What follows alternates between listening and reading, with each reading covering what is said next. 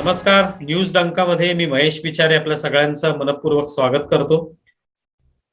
मित्रांनो, सध्या महाराष्ट्रामध्ये ओमिक्रॉन या व्हेरियंटची चर्चा सुरू आहे. एकूणच प्रादुर्भाव वाढतोय, रुग्णांची संख्या आपल्याला वाढताना दिसून येते आणि अशा परिस्थितीत नवे निर्बंध राज्य सरकारने घातलेले आहेत आणि त्या पार्श्वभूमीवर विविध ठिकाणी लोकांची मतमतांतर आपल्याला पाहायला मिळतात या निर्बंधांसंदर्भात. पण एक घटक जो आहे या सगळ्यातला समाजातला, तो कुठेतरी दुर्लक्षित आहे असं वाटतं, आणि तो म्हणजे खेळाडू, संघटक किंवा एकूणच क्रीडा क्षेत्र, की त्यांना नेमकं काय हवंय याविषयी मात्र कुठली चर्चा होत नाही. आणि सध्या आपण पाहतोय की मैदानं ही बंद आहेत पूर्णपणे आणि खेळायला कोणताही वाव नाहीये, सरावाला वाव नाहीये, त्यामुळे त्यांच्यात नाराजीचं वातावरण आहे. तर काय नेमकी परिस्थिती आहे आणि काय उपाययोजना करायला हव्यात, खेळाडूंचं काय म्हणणं आहे, हे जाणून घेण्यासाठी आज आपण गाठीभेटी या कार्यक्रमामध्ये चर्चा करणार आहोत. ते सचिन गोडबोले यांच्याशी. ते महाराष्ट्र खो खोचे चेअरमन आहेत आणि एकूणच खेळाचा अनुभव आहे त्यांच्याकडे, त्यामुळे खेळाडूंना नेमकं काय हवंय हे ते व्यवस्थित सांगू शकतील. सचिनजी, आपलं खूप खूप स्वागत आहे न्यूज डंकामध्ये. नमस्कार. नमस्कार. तर माझा पहिला प्रश्न म्हणजे, आता निर्बंध तर लागू केलेले आहेत, अर्थातच प्रादुर्भाव वाढलेला आहे, थोडासा रुग्णांची संख्या वाढते, ते निर्बंध लागू केले, पण ते करत असताना पुन्हा एकदा कुठेतरी खेळाडू किंवा संघटक किंवा एकूणच क्रीडा क्षेत्राचं असं म्हणणं आहे की आमच्यावर तिथे अन्याय होतोय, आम्हाला कुठेतरी सरावाला संधीच दिली जात नाहीये. तुमचं काय म्हणणं आहे त्याबद्दल? नाही, निश्चितपणे हा मोठा विषय आहे की मैदानं बंद झालेली आहेत आणि सरकार याविषयी ठोस असं आदेशामध्ये काही म्हणत नाही. फार मागे एकदा सरकारने ज्या वेळेला निर्बंध लादले होते त्यावेळेला मैदानं बंद असं सांगितलं, त्यानंतर काही काळ मैदानं सुरू असं सांगितलं, पण त्यांच्या कुठल्याही आदेशामध्ये ते खेळाच्या सरावाबाबत उल्लेख करत नाही. ते स्पर्धा खेळांच्या बाबत उल्लेख करतात, पण सराव करावा का नाही याबाबत त्यांनी जर मागचे अनेक आदेश बघितले तर त्यामध्ये काय उल्लेख नाही. खरं तर समाजातल्या अनेक घटकांचा समावेश याच्यामध्ये होतो निर्बंधामध्ये, त्यामध्ये खेळाडू आणि खेळ हा सुद्धा एक घटक आहे. तर स्पेसिफिक उल्लेख अशा प्रकारे त्यांनी करायला हवा. तो न केल्यामुळे अनेकदा सुमोटो तत्वावर अनेक मैदानं ही बंद होतात. विशेषतः जेव्हा ते सांगतात की शाळा आणि महाविद्यालय बंद, त्याचा परिणाम असा होतो की जी मैदानं शाळा किंवा महाविद्यालयाशी निगडीत आहेत ती ऑटोमॅटिकली असा एक विचार होतो की आता सगळं बंद. म्हणजे उद्यानं बंद करताय तुम्ही, टेकड्या बंद करताय, मग मैदानं सुद्धा बंद. आता काही ठिकाणी खुल्या जागेवर मैदानं चालू राहतात, अनेक ठिकाणी ती बंद होतात आणि त्याचा सरावाला खूप मोठा फटका बसतोय. विशेषतः आपण अनेकदा असं बघतो की जेव्हा अशा मीटिंग होतात, काल तुम्ही म्हणलात की महाराष्ट्र ऑलिम्पिक असोसिएशनची सुद्धा काल एक मीटिंग झालेली आहे, किंवा अशा ज्या मीटिंग होतात संघटनांचा विचार केला जातो ऑलिम्पिकचा किंवा पुढचा, तो केलाच पाहिजे, त्याबद्दल काही वादच नाही. पण माझ्या मते गेले 2 वर्ष जे सराव बंद झालेला आहे त्याचा मोठा फटका हा छोट्या खेळाडूंना बसलेला आहे. कारण मोठे खेळाडू तर शिकलेले आहेत, सराव त्यांनी आधीही केलेला आहे, थोड्या सरावानी किंवा थोड्या आउट प्रॅक्टिसनी ते स्वतःला ग्रूम करू शकतात किंवा त्या स्ट्रीम मध्ये येऊ शकतात. पण ज्यांना खेळ शिकायचा आहे, जे नवीन आहेत, ज्यांना स्किल डेव्हलप करायचे, त्यांच्यासाठी आउट प्रॅक्टिस हा पर्याय राहू शकत नाही. मैदानावरचा खेळ हाच पर्याय आहे. आणि गेले 2 वर्ष शाळा बंद आहेत. नवीन खेळाडू कसे आणायचे हा मोठा प्रश्न आहे. आत्ता कुठे शाळा चालू झाल्या, आम्ही खेळाडू गोळा करायला सुरुवात केली आणि परत जर अशा पद्धतीने मैदानं बंद होत असतील तर ह्याचे परिणाम दूरगामी आहेत. तुम्ही जे म्हणताय त्या पद्धतीने अर्थातच दुर्लक्षित असा हा घटक आहे, कुठेतरी त्याच्याकडे फारसं गांभीर्याने पाहिलं जात नाही. तर नेमकं काय समस्या आहे? मी मैदानं बंद आहेत त्याच्यामुळे त्याबद्दल सरकारशी कोणी बोलतं का, किंवा सरकारला याबद्दल खरोखरच काय वाटतं का की सराव करणं आवश्यक किती आहे? कारण का, आता खेळाडूंना जर पुढच्या स्पर्धांमध्ये भाग घ्यायचा तर सतत सराव करणं आवश्यक असतं, पण मैदानं बंद ठेवायची म्हणजे कुठेतरी जमावबंदीचा जो निर्णय हा मैदानांवर सुद्धा लागू आहे असंच इथे दिसतंय. नाही, मला हे पटत नाही. कारण तुम्ही जेव्हा सिनेमागृह चालू ठेवताय, 300ची कॅपॅसिटी असेल तर 150 लोक तिथे बसतात. एखाद्या रेस्टॉरंटमध्ये किंवा बारमध्ये तर मास्क काढूनच तुम्हाला खायला किंवा प्यायला बसावं लागतं. ते रेस्टॉरंट जर 100 जणांची कॅपॅसिटी असेल तर तुम्ही तिथे 50 जणांना अलाउड करता. मग एका खूप मोठ्या मोकळ्या मैदानामध्ये खेळाडूंना सराव करायला काहीच हरकत नाही. आणि शेवटी सराव घेणारे सुद्धा निर्बंधाचं काय त्याचं गांभीर्य आहे हे जाणून आहेत. असं कोणी उगीच खूप जणांना एकत्र करून सराव घेईल अशातला काही भाग नाहीये. टप्प्याटप्प्यामध्ये सराव होऊ शकतो, वेळेचा निर्बंध येऊ शकतो. विशिष्ट वेळामध्ये विशिष्ट खेळाडूंचाच तुम्ही सराव घ्या. एका वेळी 20 खेळाडूंचा घ्या, 50 खेळाडूंचा घ्या. अशा पद्धतीचं बंधन तुम्ही घालू शकता. मुळात मैदानाबाबत तुम्ही उल्लेखच करत नाही. हाच प्रमुख विषय आहे माझा तर. तुम्ही अनेक जर ऑर्डर बघितल्यात, तर जेव्हा निर्बंध येतात तेव्हा तुम्ही टाकलेले आहेत, की मैदानं बंद राहतील, खेळाडूंना सरावावर बंदी येईल. पण जेव्हा तुम्ही निर्बंध उठवता, तेव्हा स्पेसिफिकली आता मैदानं सुरू राहतील, सरावाची वेळ ही राहील असं तुम्ही लिहित नाही. माझ्या मते ऑगस्टच्या नंतर कुठल्याही त्यांच्या आदेशामध्ये अशा प्रकारचा उल्लेख नाही. आणि त्याच्यामुळे जास्त मोठ्या प्रमाणावर लोकांमध्ये गैरसमज निर्माण होतो. विशेषतः सराव जिथे केला जातो ते कुठल्या तरी संस्थेच्या क्रीडांगणावर सराव सगळेच करत असतात. वैयक्तिक क्रीडांगणं फार कमी संघांची आहेत. कुठेतरी जाऊन सराव करतात.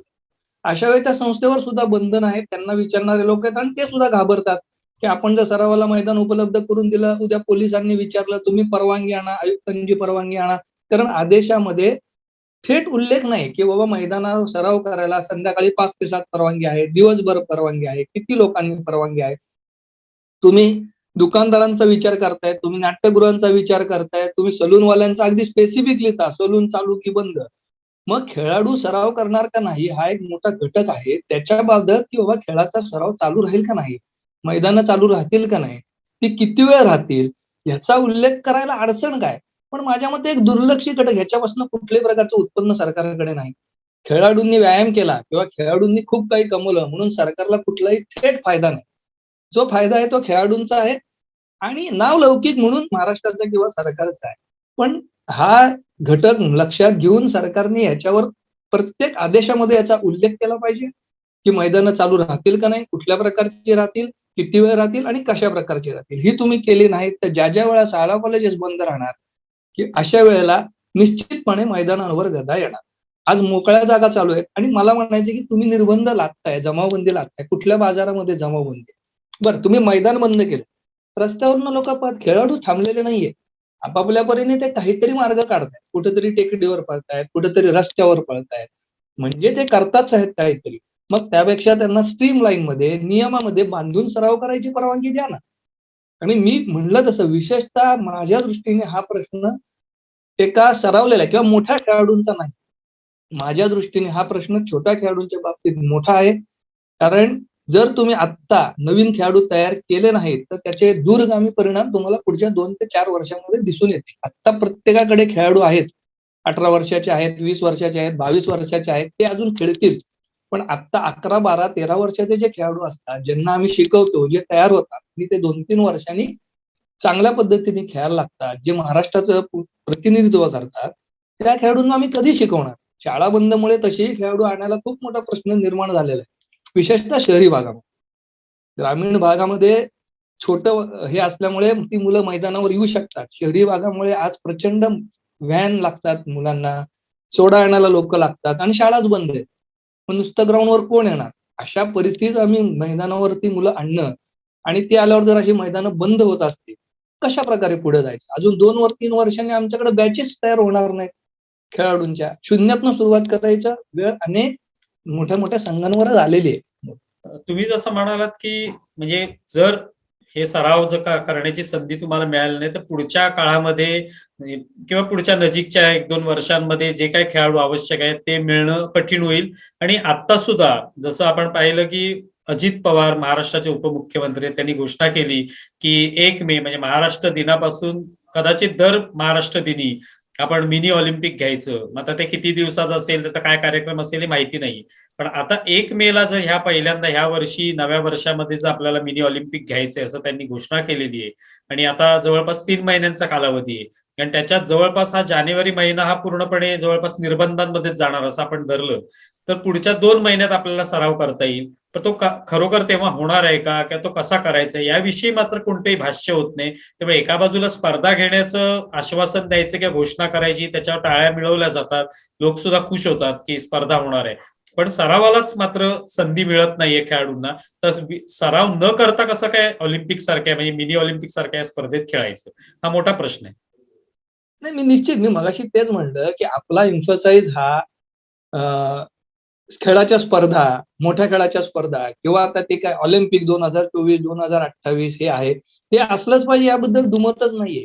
पण त्या दर्जाचे जे खेळाडू आहेत, त्यांना आपण सरावाला उपलब्धता करून देऊ शकतोय. काही विशिष्ट बालेवाडीमध्ये किंवा राष्ट्रीय प्रशिक्षण शिबिरं असतील, या ठिकाणी करू शकतोय. आज ऑलिम्पिकचा सुद्धा जो विषय आहे, त्याच्यामध्ये सरावाला निश्चित अडचण आहे. कारण जानेवारी महिना आहे, मग 10वी-12वीच्या परीक्षा येतील, कॉलेजेसच्या परीक्षा येतील. कारण मॅक्झिमम एस-वाय, टी-वायच्या ज्या विद्यापीठाच्या परीक्षा असतात, त्या एप्रिल-मे महिन्यामध्ये असतात. ही सगळी अडचण येणार आहे. पण मी म्हणतो, की ते जर वरिष्ठ गटातले खेळाडू असतील, तर कमीत कमी काहीतरी करून ते तिथं सहभागी होतील आणि खेळतील. पण मूळ मुद्दा जो आहे, की सरावाला परवानगी तुम्ही जर लवकर म्हणजे खरं तर कालच्या मीटिंगमध्ये अनेकांनी तो मुद्दा मांडलाही असेल, तर मी त्या मीटिंगला उपस्थित नव्हतो. पण ह्याच्यावरच अजितदादा पवार हे कायम खेळाडूंच्या पाठीशी राहिलेले. आणि त्यांनी ह्याच्या आधी सुद्धा जेव्हा निर्बंध लादले गेले होते, तेव्हा पहिल्यांदा त्यांनी सांगितलं, की आउटडोअर गेम्सला परवानगी देण्याच्या दृष्टीने त्यांनीच पहिली पावलं उचलली. तर कुठेतरी त्यांच्याकडे आग्रह धरला पाहिजे, की मैदानं तुम्ही सुरू करा. जर तुम्ही म्हणत नसाल आदेशामध्ये मैदानं सुरू आहेत का नाही, हे तुमचं अध्यरूत असेल, तर तुम्ही स्पष्टपणे आदेश काढा. शाळा कॉलेजेस बंद असली तरी खेळासाठी मैदानं सुरू करा. शेवटी निरोगी तुम्हाला राहायचं असेल, तर व्यायाम हा फार मोठा घटक आहे. तुम्ही हॉटेलमध्ये खाण्यासाठी उघडं ठेवताय आणि पळण्यासाठी व्यायाम उघडे ठेवत नाही. हे खरंच न कळणारी गोष्ट. आणि असं जर कोणाला वाटत असेल, की आपण मैदानावर मुलं जात नाहीत म्हणजे ती घरी बसून आहेत, तर असं होतंय का? आज ते कुठेतरी गच्चीत खेळतायत, कुठेतरी पार्किंगमध्ये खेळतायत. आज वाढदिवस साजरे होत आहेत. जोडून सुट्ट्या आल्या की लोक गावाला जातात. आज तुम्ही पर्यटन स्थळावर सुद्धा किती गर्दी आहे याचे फोटो अनेकदा बघितले. मग अशा वेळी खेळाडूंना कशासाठी वंचित ठेवायचं मैदानापासून हे न समजणारी गोष्ट आहे. तर माझी ही विनंतीच आहे, सगळ्या संघटकांना विनंती आहे, शासनाला विनंती आहे, की लवकरात लवकर मैदानं खुली करा. त्याबाबतचे स्पष्ट आदेश द्या, की कशा पद्धतीने मैदानं सुरू होणार. तरच या स्पर्धा घेण्याला अर्थ प्राप्त आहे. नाहीतर वरिष्ठ गटाचे खेळाडू तयार होतील, पण 2-3 वर्षांनी सगळ्यांना छोट्या खेळाडूंची चणचण जाणवेल. दर्जात्मकरित्या आता सुद्धा काही स्पर्धा झालेल्या आहेत छोट्या गटाच्या. पण आम्ही बघितलं, की दर्जात्मकरित्या आपण किती मागे आलेलो. कारण सरावच नाही. पण खेळाडू गोळा करून खेळणं आणि खेळाडू तयार करून स्किलफुल करून खेळणं यामध्ये जो फरक आहे, तो निश्चितपणे तुम्हाला जाणवेल. आणि महाराष्ट्राने हाही विचार केला पाहिजे, की अनेक ठिकाणी महाराष्ट्राच्या बाहेर जेव्हा आम्ही आता राष्ट्रीय स्पर्धा खेळायच्या दृष्टिकोनातून गेलो, तर महाराष्ट्र एवढी बंधनं बाहेरच्या ठिकाणी नाहीये. ते उद्या जर सराव करून त्यांचे छोटे खेळाडू आले आणि आपण जर सराव करून नाही आलो भविष्यात पुढच्या वर्षात 2 वर्षात, तर तुम्हाला मोठा प्रश्न भेडसाल. त्यासाठी मैदानं सुरू करणं आणि सरावाला परवानगी देणं हे सर्वाधिक आवश्यक गोष्ट आहे. स्पर्धा होणारच आहेत, त्या होतच राहतात. कदाचित या सगळ्या म्हणजे सरकारी यंत्रणा जे लोक हे निर्णय घेतात किंवा त्यांच्यापर्यंत माहिती पोहोचवली जाते, त्याच्यात कुठेतरी असं असेल की खेळाडू फक्त येत आहेत आणि तिथे मैदानामध्ये गर्दी करतायत आणि त्याच्यामुळे त्यांना बंदी घालावी जेणेकरून रोगाचा प्रसार होऊ नये. पण जसं तुम्ही म्हणालात की व्यायाम असेल किंवा एकूण शारीरिक तंदुरुस्ती असेल, याच्या दृष्टिकोनातून खेळणं तर महत्वाचं आहे. म्हणजे स्पर्धा घेऊ नका पाहिजे. जर स्पर्धांना परवानगी किंवा त्याविषयी निर्बंध आहेतच की स्पर्धांसाठी प्रेक्षकांना बोलवायचं नाहीये, कुठेतरी अशा ठिकाणी स्पर्धा घ्यायची जिकडे फार लोक येऊ शकणार नाहीत, अशा ठिकाणी आपण करू शकतो. ते निर्बंध मान्य आहेत स्पर्धांचे, पण सरावासाठी निर्बंध घालण्याची गरज नाहीये. जर आपण म्हणतोय व्यायामाच्या दृष्टीने खेळणं आवश्यक आहे, नुसतं धावणं सुद्धा, वॉर्मअप करणं किंवा व्यायाम करणं हे आवश्यक आहे, तर त्यासाठी परवानगी द्यायला काहीच हरकत नाही. आणि आत्ताच्या काळात प्रत्येक जण हा प्रयत्न करतो की तंदुरुस्त व्हायला पाहिजे. मग त्या दृष्टिकोनातून हा सराव जो आहे तो महत्वाचा आहे, हे सरकारपर्यंत पोहोचवणं किती आवश्यक आहे? नाही, हे पोहोचवणं खूप आवश्यक आहे. वैयक्तिक पातळीवर अनेक संघटक अशा प्रकारचा प्रयत्न करत आहेत, की आपापल्या इथल्या जे कोण महानगरपालिकेच्या माध्यमातून, आयुक्तांच्या माध्यमातून करतायत. पण हा प्रयत्न वैयक्तिक पातळीवर होण्यापेक्षा हा संघटनेच्या माध्यमातून झाला, विविध संघटनांच्या माध्यमातून झाला. महाराष्ट्र ऑलिम्पिकची तर काल मीटिंग झाली. ते आपले अध्यक्ष आहेत. महाराष्ट्र ऑलिम्पिक असोसिएशन ही सर्व संघटनांची शिखर संघटना आहे. तर त्या माध्यमातून जर हा प्रयत्न झाला तर लवकर प्रश्न सुटेल. आणि मला नाही वाटत की कुठल्याही संघाच्या सरावासाठी असे 100, 200 किंवा 1000 खेळाडू एका वेळी सरावाला येत असतात. त्यांना कुठल्याही संघामध्ये किती खेळाडू सरावाला, आणि त्यातही तुम्हाला वाटत असेल तर तुम्ही बंधन घाला ना, की एका वेळी 50 खेळाडू सराव करतील. जर तुम्ही लग्नाला 50चं बंधन घातलंय, तुम्ही इथं काढा, की एका वेळी 50 खेळाडू तुम्ही एक 4 ते 6 50 खेळाडूंची प्रॅक्टिस घ्या, 6 ते 8 50 खेळाडूंची प्रॅक्टिस घ्या. निर्बंध तिथेही तुम्हाला पाहिजे असेल तर तुम्ही निश्चितपणे घालू शकता. शेवटी प्रत्येकाला याची जाणीव आहे की कोरोना पसरू नये या दृष्टिकोनातून आपण काय केलं पाहिजे आणि गर्दी नाही केली पाहिजे. खेळाडूंनाही जाणीव आहे, संघटकांना जाणीव आहे. पण पूर्णपणे बंद ही गोष्ट ही अत्यंत घातक आहे आणि खेळाडूंना मैदानावर यायची जर सवय गेली, तर ती परत मिळवणं कारण कसं आहे चुकीच्या सवयी या नेहमी लवकर लागतात. घरी बसून टीव्ही बघणं, मोबाईल खेळणं, कुठेतरी पार्किंगमध्ये, गच्चीमध्ये, गल्लीमध्ये मुलांबरोबर क्रिकेट खेळणं किंवा कट्ट्यावर बसणं या सवयी नेहमी लवकर लागतात. त्या आज जो मुलगा मैदानावर होतोय, तो जसा 2 महिने जर असा बसून राहिला, 2 महिन्यांनी त्याला परत मैदानावर आणणं ही कुठल्याही मार्गदर्शकासाठी कठीण गोष्ट असते. तर ती मोडू नये सवय आणि चांगल्या सवयी मुलांना लागू दे ना मैदानावर येण्याच्या. त्याचा एक विशिष्ट वेळ मैदानावर जाऊ दे. असं जर कोणाचा समज असेल, की आपण मैदानं बंद केली, शाळा बंद केली म्हणून लोकं कडी-कुलपात बसली आहेत. तर असं अजिबात नाहीये. ते प्रत्येकाला मनोमन माहितीये, की शाळा बंद असल्या, मैदानं बंद असली, तरी सुद्धा कोणी घरी बसणार नाहीये. विशेषतः एस-वाय, एफ-वाय, टी-वायची मुलं तर मोठी होतो 20-21 वर्षाची. त्यांनी 2-2 त्यांचे 2 डोस झालेले आहेत. अशा वेळी त्यांना कशाला बंधन? ते घरी बसणार आहेत का? आज 20-21 वर्षाचा मुलगा घरी कुलपात बसलाय का? तो फिरतोय इकडे-तिकडे. पण मैदानावर जायचं नाही, कॉलेजला जायचं नाही. तर हे काही बरोबर नाहीये. खेळ चालू केला पाहिजे, छोट्या खेळाडूंचाही चालू केला. हम्म. तुम्ही खो-खो सारख्या खेळाशी संबंधित आहात. इतकी वर्ष एक संघटक म्हणून, खेळाडू म्हणून खेळलेला आहात, पदाधिकारी सुद्धा आहात. तर सांघिक आणि वैयक्तिक खेळ असा कुठेतरी गोंधळ याच्यामध्ये होतो का? म्हणजे खेळायला मैदानावर उतरल्यावर सगळे सांघिकच खेळ खेळतील असाच एक कुठेतरी समज असावा. वैयक्तिक खेळ सुद्धा अनेक आहेत. ऍथलेटिक्स सारखा खेळ आहे किंवा इतर सुद्धा खेळ आहेत वैयक्तिक, ज्याच्यामध्ये सुद्धा फिटनेस आवश्यक असतो आणि त्यासाठी ती व्यक्ती धावत असते किंवा काय व्यायाम करत असते. ती वैयक्तिकदृष्ट्या वेगळा स्वतंत्र त्याचा व्यायाम करू शकते. तेही कुठेतरी तो विचारच केला जात नसावा. खेळायला उतरले म्हणजे सगळे सांघिकच खेळ खेळतील असा एक काहीतरी समज आहे का? नाही निश्चितपणे विशेषतः काय आहे, वैयक्तिक खेळामध्ये तुम्हाला मैदान उपलब्ध थोडंसं नसलं तरी तुम्ही काहीतरी करू शकता. म्हणजे आज ॲथलेटिक्सला तुम्हाला प्रत्यक्ष मैदानावर जर तुम्ही रोड रनिंग केलं, कुठे टेकडीवर पळायला गेलात, फिटनेस केलात, तुम्ही काहीतरी करू शकता. पूर्णपणे नाही, शेवटी मैदानावरचा प्रत्यक्ष सराव हा प्रत्येक. पण सांघिक खेळाचा तर खूपच परिस्थिती गंभीर आहे. कारण त्याच्यामध्ये जे आपण म्हणतो की इंडिव्हिज्युअल प्रॅक्टिस त्याच्या खूप मर्यादा आहेत. त्या इंडिव्हिज्युअल प्रॅक्टिसला सांघिक खेळामध्ये ते टीम वर्क आहे. आणि तुम्ही मैदानावर एकत्रित सराव त्या खेळाचा जर केला तरच उपयोग आहे. नाहीतर त्याचा काही उपयोग नाहीये. आणि मी म्हणलं तसं की हे बरोबर आहे की वैयक्तिक खेळामध्ये 2 खेळाडू सराव करतील, 4 करतील, 5 करतील. सांघिक खेळात जास्त करतील.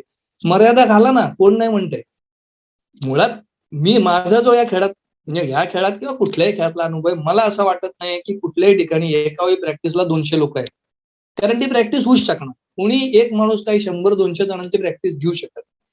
एका वेळी 4 मार्गदर्शक असतील तरी सुद्धा ते 50-50 लोकांची सराव घेऊ शकतील. 30-30 लोकांचा घेऊ शकतील. असं काय 200 लोकांचा घेऊ शकणार. तर तुम्ही म्हणा ना, की एका वेळी एक मार्गदर्शक एका ठिकाणी 50 जणांना शिकवेल, 40 जणांना शिकवेल. जास्तीत जास्त 2 तास सराव होईल, जास्तीत जास्त 3 तास सराव होईल. बंधनं तुम्हाला घालायची तर तुम्ही घाला. पण तुम्ही हा उल्लेखच न केल्यामुळे खूप मोठा गैरसमजामधनं अनेक मैदानं बंद पडलेली. खरंच सरकारला ती बंद करायची आहेत का? कोणी नाही सांगू शकत. पण तुम्ही तुमच्या आदेशात हा एक घटक आहे. मैदान, खेळाडू हा घटक आहे. गृहीतच धरलेलं नाही. अनेक छोट्या-छोट्यांना तुम्ही महत्त्व देता, की स्पा चालू राहील का नाही? म्हणजे ते तुमच्या डोक्यात आहे, की स्पा चालू राहील का नाही? पण मैदान चालू राहील का नाही? हे तुम्ही घ्या ना त्याच्यामध्ये. स्पामध्ये किती लोक जात आहेत? आणि त्या जीवनावश्यक गोष्ट आहे का ती? पण त्याचा तुम्ही तुमच्या आदेशात उल्लेख करा. पण मैदानं सुरू राहतील का ह्याचा स्पेसिफिक उल्लेख तुम्ही तुमच्या आदेशात करत नाही.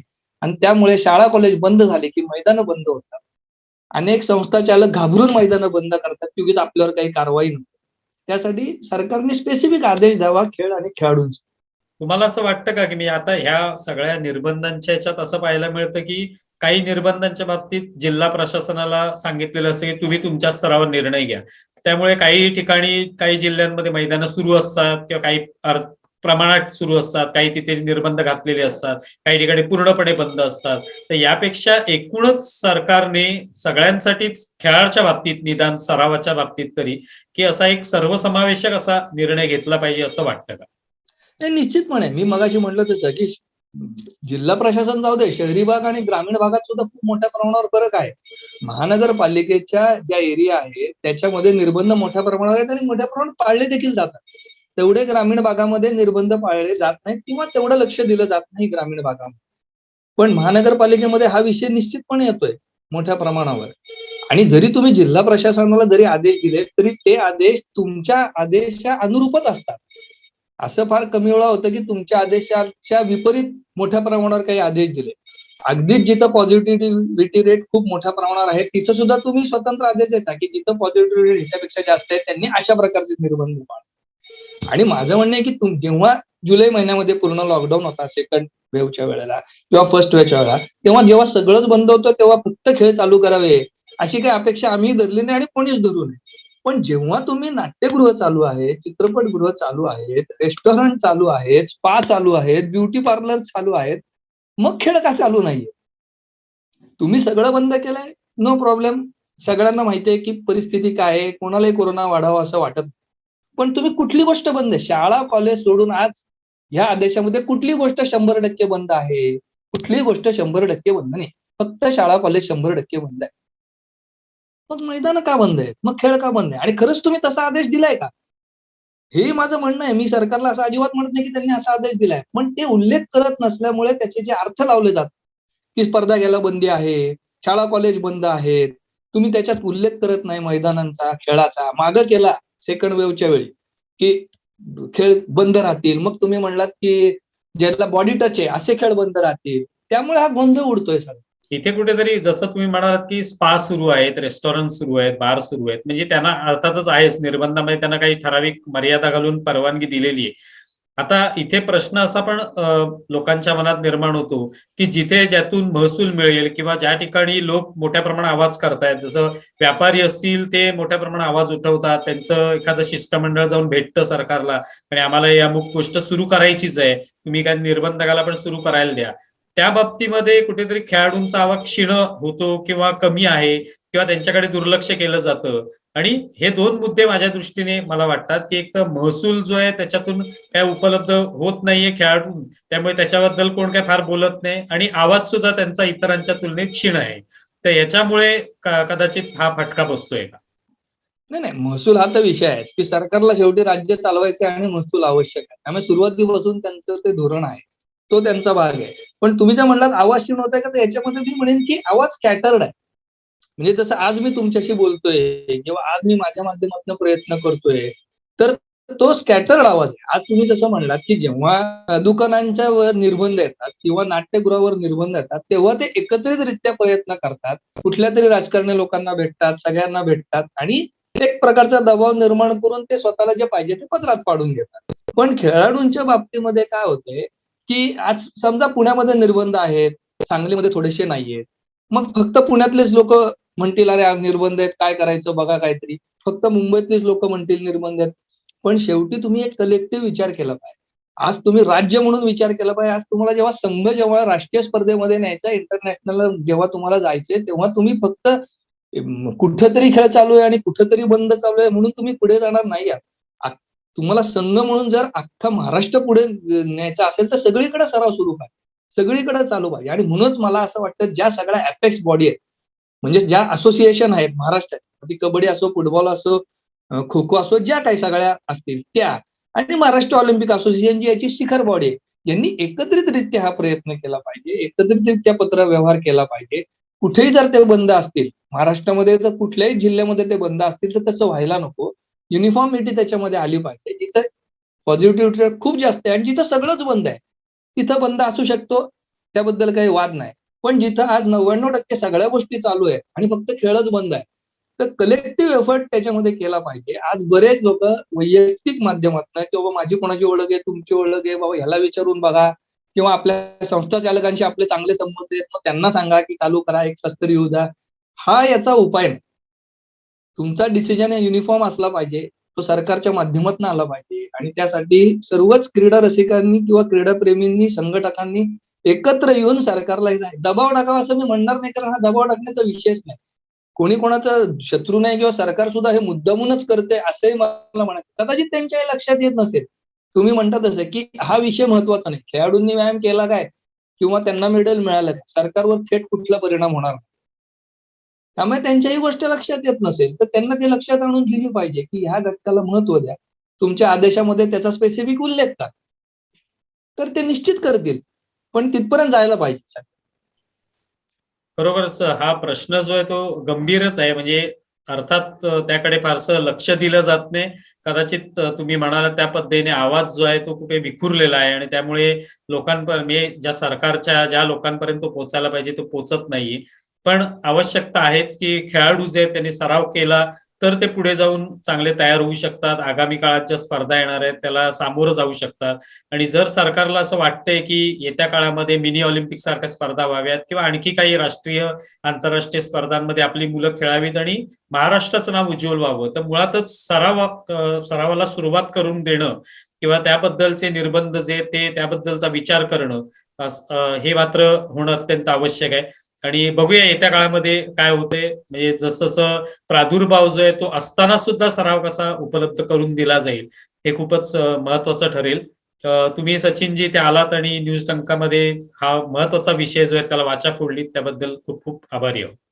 धन्यवाद. आपले आभार की आपण मला संधी दिलीत की माझं मत हे संपूर्ण महाराष्ट्रापर्यंत पोहोचेल आणि ह्याच्यामधनं सगळे संघटक एकत्र येऊन एक चांगले निर्णय होईल अशी मला आशा आहे. तर मित्रांनो, हा व्हिडिओ तुम्हाला कसा वाटलाय जरूर कळवा. आमचं हे युट्यूब चॅनल जे ते सबस्क्राईब करा आणि आमचा व्हिडिओ लाईक करा, शेअर करा. धन्यवाद.